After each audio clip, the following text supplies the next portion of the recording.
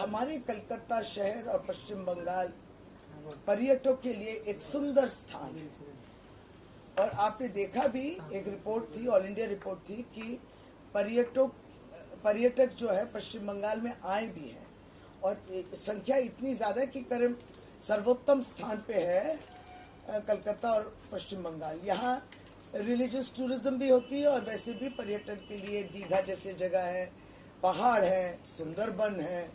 और जब गंगा सागर मेला होता है तब भी है, जब बड़ा दिन क्रिसमस होता है तब भी आते हैं, और दुर्गा पूजा मेला उत्सव में। ये तो थी कि पर्यटक आते हैं, टूरिज्म, इसमें पश्चिम बंगाल की रोजगार भी बढ़ती है। और कुछ ऐसे राजनीतिक टूरिस्ट भी आते हैं जो और बाकी 5 साल नहीं आते हैं, लेकिन ठीक वोट के समय पर्यटक आ जाते हैं।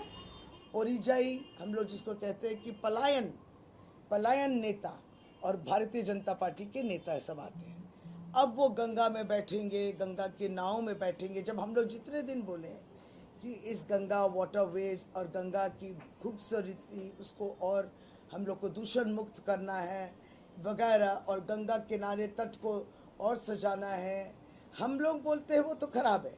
अब बंगाल की वोट है तो भाई गंगा के पानी में हम अभी नौका विहार लेके जाएंगे।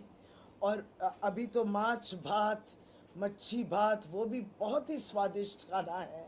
इतने दिन था ये खाना जो मुगल खाते हैं, बीजेपी तो यही बोलती थी। अब तो मूढ़ी भी इतनी स्वादिष्ट है, कभी खट्टा है, थोड़ा मीठा है, थोड़ा जाल है। ये सब को लेके बंगाल की जो खाने की जो अभ्यास है वो बहुत पसंद आ रही है भारतीय जनता पार्टी। सब चाटुकारिता या मक्खनबाजी सिर्फ ये है कि बाई चांस अगर ये सब करके अगर हमारे उनके झोले में कुछ वोट आए और कुछ सीट आए, नहीं तो एक समय जो मूढ़ी और चिवड़ा खाता है उसको भारतीय जनता पार्टी के नेता जो इंचार्ज थे बंगाल के, कैलाश विजयवर्गीय, बोले थे चीरे और मूढ़ी जरा खाए और बांग्लादेशी, बोलो बांग्लादेशी।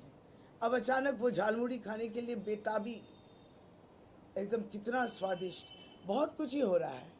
देखिए वोट जब होता है बंगाल में, तब बंगाल के वोटरों को जो बांग्लादेशी पहले क्या, जो सब बातें जो है पीछे हट रही है, बीजेपी पीछे हट रही है, बंगाल की जनता सब याद रखी है। लेकिन